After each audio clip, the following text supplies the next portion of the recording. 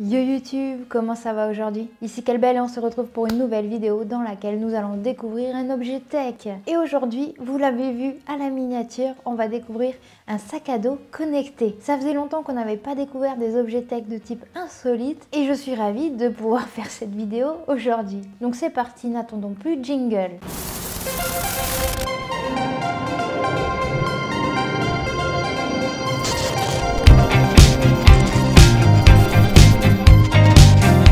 Pour ceux qui êtes nouveaux sur cette chaîne, déjà bienvenue. Ici nous découvrons chaque semaine de nouveaux objets tech, nous les unboxisons et nous les testons. Donc si ça te plaît, évidemment, n'hésite pas à t'abonner et à activer la petite cloche. Sur ce, passons directement à la présentation de ce sac à dos plutôt insolite. C'est la marque Divoom qui l'a conçu. J'ai déjà eu la chance de tester quelques-uns de leurs produits. Ce sont principalement des enceintes connectées qui sont dotées d'un écran qui va afficher du pixel art. Divoom a donc récemment sorti son Picsou Backpack et ils me l'ont envoyé. Il est ici, voilà, dans cette sacoche. Mais il n'y a pas que le sac à dos qui vient avec parce qu'il s'agit d'un pack. Dedans, tu vas avoir aussi une batterie externe.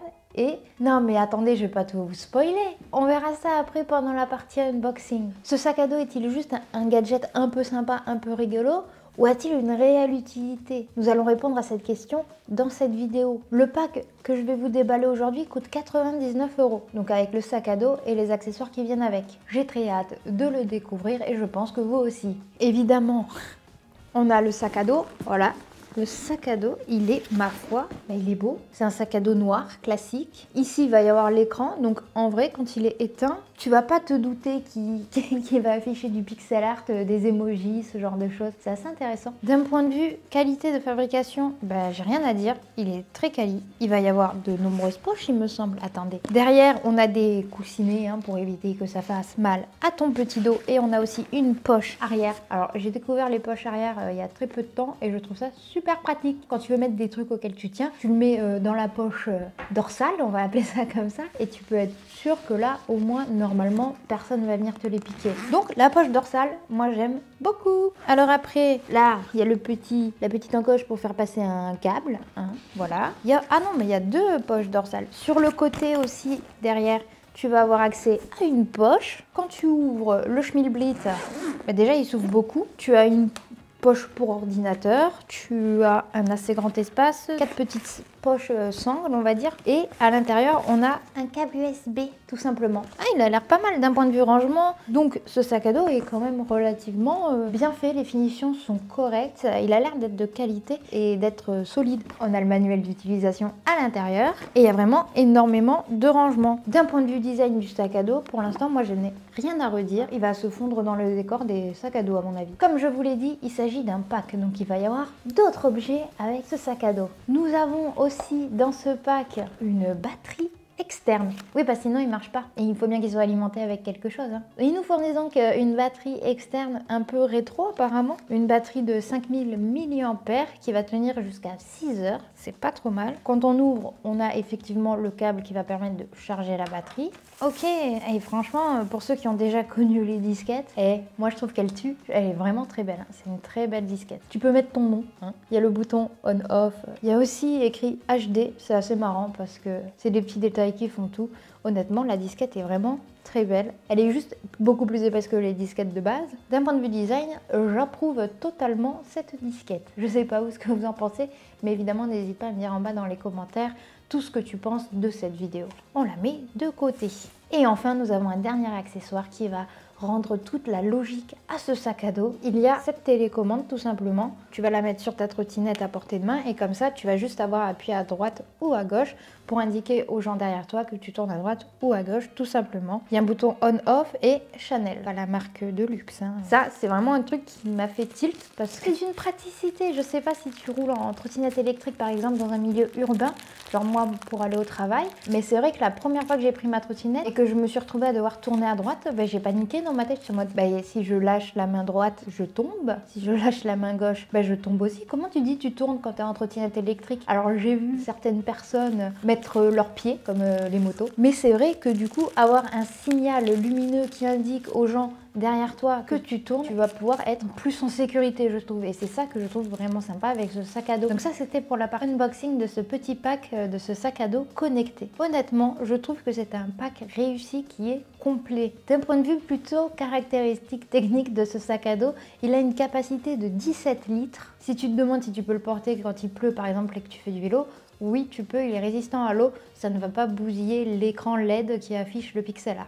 Il fait à peu près 28 cm de large, 35 de haut, donc au final ça reste un sac à dos avec des dimensions basiques. D'un point de vue écran, ça va être du 24 cm sur 24 cm à 256 pixels. Avec ce sac à dos, tu vas pouvoir faire plein de choses. Tu vas par exemple pouvoir jouer à des mini-jeux. Tu vas pouvoir évidemment personnaliser l'affichage. Ça va indiquer l'heure. Alors toi, tu sais pas forcément l'heure qu'il est, mais les gens derrière toi savent quelle heure il est. Tu vas aussi pouvoir recevoir des notifications. Donc il va y avoir une petite animation si tu as une notification. Et la plus grosse utilité de ce sac à dos, ça va être que tu restes visible la nuit et même le jour. Tu peux afficher par exemple un pixel art comme ça. Tu peux être sûr que les gens vont voir que tu es là, que tu roules. Et tu peux dire aussi que tu tournes à droite, à gauche. Pour moi, c'est vraiment super cool d'un point de vue sécurité. Tu vas pouvoir y glisser un ordinateur de 13 pouces. Il va fonctionner d'un point de vue connectique en Bluetooth 5.0. Et je vous propose que nous passions directement au test de celui-ci. Allumons ce sac à dos. La batterie externe. On retrouve le câble du sac à dos. On la branche à la batterie externe. Pourquoi j'y arrive jamais du premier coup? Hop! Oh! Est-ce que vous voyez ce que je vois? C'est pas mal du tout. Je viens de connecter le backpack à l'application Divoom. Là, tu vois, on affiche l'heure. Tu vas pouvoir choisir la couleur. Rouge, ok, donc tu peux afficher l'heure de différentes... Voilà, un petit cadran, c'est sympa. Tu vas pouvoir aussi afficher... Là, par exemple, j'ai décidé de mettre du violet. Ah, ok. Tu peux l'éteindre. C'est bien ça. Si tu veux pas forcément afficher des trucs...